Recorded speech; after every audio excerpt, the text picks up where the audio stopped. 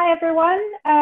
So I'm from the London office of the Korea Tourism Organisation. So we market Korea to the UK, Ireland and Scandinavia. So today I'm just going to give kind of a whistle-stop tour of the top bits of info you need to know about Korea, the top themes and reasons people might be interested in traveling to Korea. And then I'll just say a little bit about the kind of coronavirus situation and moving forward from that as well.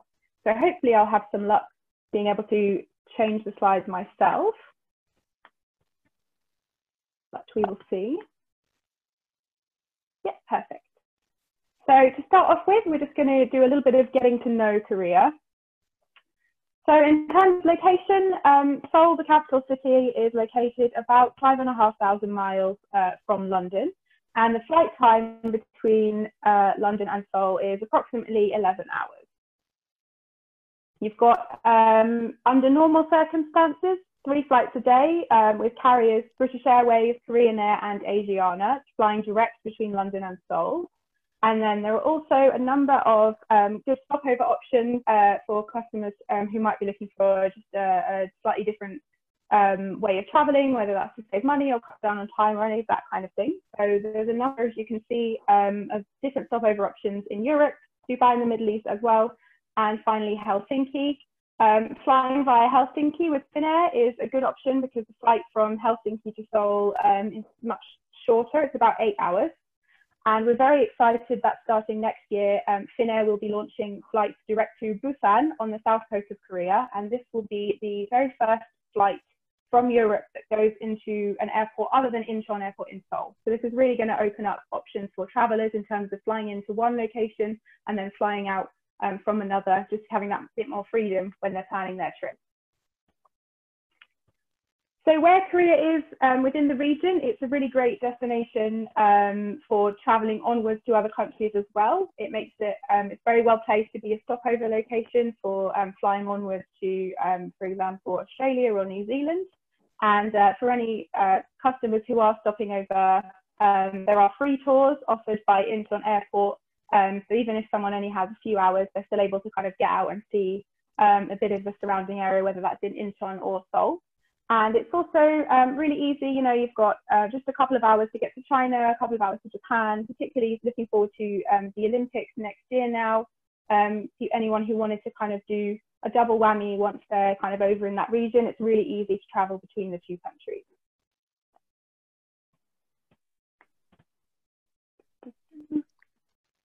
See if I can move on, sorry. Okay, so just a few facts about Korea. It's not a massive country, so about 100,000 kilometers squared. So as you can see, you've got the division between North and South Korea here, so I am just talking about South. So Seoul is located up near the border, sort of at the top. And to get from there to, for example, Busan on the south coast, you're only looking at about 2.5 hours by high-speed train, 4 to 5 hours by road. Because it is quite a small country, it does mean that you can get around and see a lot, even if you don't have a really long time to spend there, which is great. The population is about 51 million, and around half of the entire population lives in and around the area of the capital city of Seoul. This should give you some idea of kind of all the stuff that's going on around that area. And the language is Korean. The written script is called Hangul. A frequent worry that we hear from travelers is that they won't be able to get by because of a language barrier. Everything is signposted in English, and in the major tourist areas, everybody will speak a little bit of English as well. The good thing about Hangul, the written script, is that it was designed so nobody would be illiterate. So if you have a bit of time on your hands, it does only take a couple of hours to learn to read. That's quite a fun thing, and you can suggest to people who are looking to travel there as well, but it isn't necessary to be able to get around. In terms of climate and seasons, Korea has 4 distinctive seasons: spring, summer, autumn, winter. The 2 times of year we tend to suggest traveling would be spring and autumn, because these are the most temperate and also offer cherry blossom in the spring and lovely autumn foliage in the autumn. But, you know, summer brings its own benefits. It's very hot, but it is a great time to visit for water sports, to enjoy some of the beaches. Then obviously in winter, if you had somebody interested in visiting some of the, for example, winter resorts that they might have seen at the Pyeongchang Winter Olympics a couple of years ago, skiing and snowboarding, then obviously winter would be the time to suggest. big reason people are interested in visiting Korea these days is because of the Hallyu Wave and Korean popular culture, and especially because of K-pop. So pictured here, you can see K-pop band EXO. They are some of our tourism ambassadors at the moment, but I'm sure a lot of you will also be familiar with BTS, who have just taken the world by storm in the past couple of years. We're also seeing a growing interest due to the accessibility of Korean TV dramas. Netflix is massively upping its catalogue of original and content that's already aired in Korea, which is making things really easy for people to access more Korean content. And just a few months ago, although it feels like an eternity now, Parasite won big at the Oscars, and director Bong Joon-ho, his film became the first non-English language film to win Best Picture, and we are definitely seeing that this is introducing Korea to a whole new audience, which is fantastic. Just going to talk a bit now about some themed travel, again, reasons why people might be interested in visiting Korea. So as you can see here, we've got the top destinations in Korea highlighted. So obviously the capital city is Seoul. Then we've got the southern city of Busan down on the coast. Near to Busan is Gyeongju, which is a great site for anybody interested in history and culture. It's the ancient capital, and it's basically one big UNESCO World Heritage Site, which is fantastic. Off the south coast as well is an island called Jeju, which lots of travelers don't necessarily know about. It's a very popular holiday destination for Koreans, and it's called the Hawaii of Korea. So it's essentially a tropical volcanic island, and you're only looking at an hour's flight from Seoul. And as I mentioned as well, the red border just across the top there, that is the demilitarized zone. So that is the border between North and South Korea. And again, for anybody interested in learning more about Korean history, this is a top destination. It is one of the top tourist attractions in the country, as the only border of its kind in the world.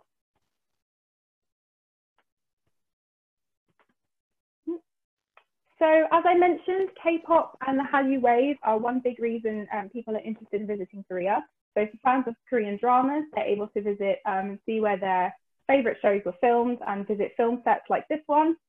They're able to attend concerts of their favorite artists. And most people probably don't think of Korea as a big destination for people looking for active holidays, but actually there's a whole range of activities on offer. So whether you are looking for something adventurous like paragliding across the incredible scenery, or something a bit more low-key, hiking and camping, 70% of Korea is actually mountainous. So there are bountiful hiking opportunities available, and there are some really, really gorgeous national parks. So hiking is a very popular pastime in Korea, and definitely something we recommend visitors to try. And cycling, we are seeing a real increase in people interested in visiting Korea for cycling. So the government has actually invested a lot of money in building new cycling infrastructure. So there are some brand new cycle paths running the entire east coast of the country now, which offers a really great opportunity for people looking for a kind of, a week cycling to take in the whole country. Wellness is another big reason people are interested in visiting, and this is certainly something that we expect to see increase even more in the kind of post-coronavirus world. So whether people want to relax and receive a spa treatment, try some Korean traditional medicine, or just kind of unwind in nature. Here you can see some of the top wellness destinations that we picked out as an organization spread across the whole country. So there really is a massive variety to choose from, where people can, experience Korean nature, traditional Korean culture, and really just relax. Festivals. Anything you can think of being a festival in Korea, it probably exists. They're happening every week under normal circumstances. So whether that's you're interested in green tea, or whether you're interested in partaking in mud fights, if I can get there we go. Or whether you're interested in seeing some floating lanterns, or whether you want to attend some kind of concert of any genre of music you can think of, I guarantee at some point there will be a festival related to whatever you're interested in. Finally, a big reason people visit is, of course, Korean food. It's become really trendy in the past few years. I'm sure everybody has heard of kimchi, fermented cabbage, which is the national dish of Korea. And this is supposedly the reason Koreans live so long, with eating it with every meal. Obviously, not every meal will look like this, quite on this scale. However, there are free side dishes free refills with pretty much everywhere you eat in Korea. So you might not have quite as many, but you will still find you're able to try a lot of different dishes all at once, which is great. Really, really fantastic destination for food lovers, where they want a big sit down meal like this, whether they just want to try some street food at our local market. All of the options are there. And finally, just a little bit about sort of post-coronavirus situation. So here is just a quick comparison between Korea and the UK. I did make this presentation a few days ago, so the numbers for Korea are about the same. I can't say what the numbers are today in the UK, but that should give you some indication, just the scale of the comparison there in terms of how well Korea has dealt with this situation. It really easily could have been devastating, but because of everyone pulling together, they've managed to get on top of things really well. And because of that, we do expect the country to be able to open up hopefully very soon and be able to welcome tourists and be one of the first destinations to be able to do that. So in terms of current policies, there is a rigid process in place at the moment of airport screening and testing upon arrival, and this has kept the 4 million visitors who have arrived into Korea since January nice and safe. There is a mandatory 2-week quarantine at the moment, during which time each individual will have to submit their kind of health details in an app twice a day.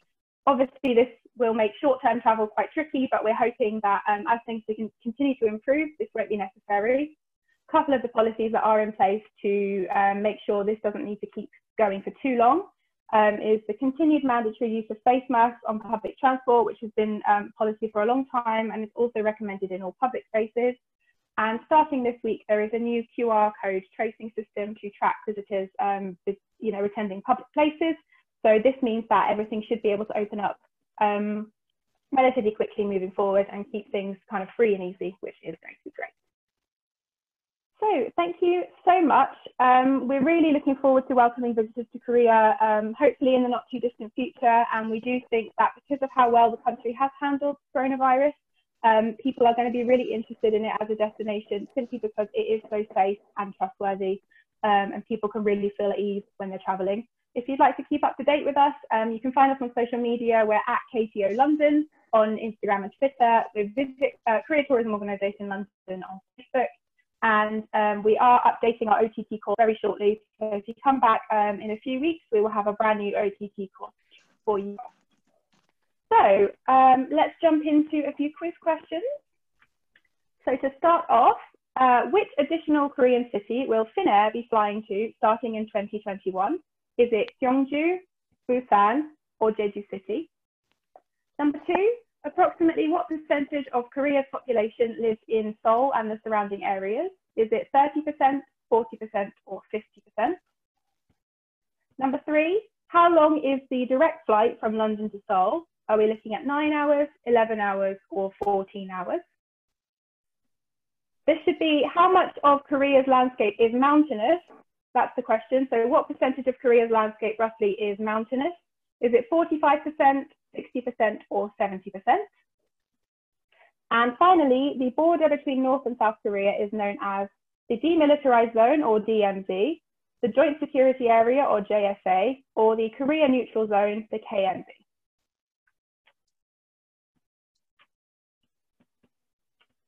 Okay, if everybody has gone through those, let's have a quick look at the answers.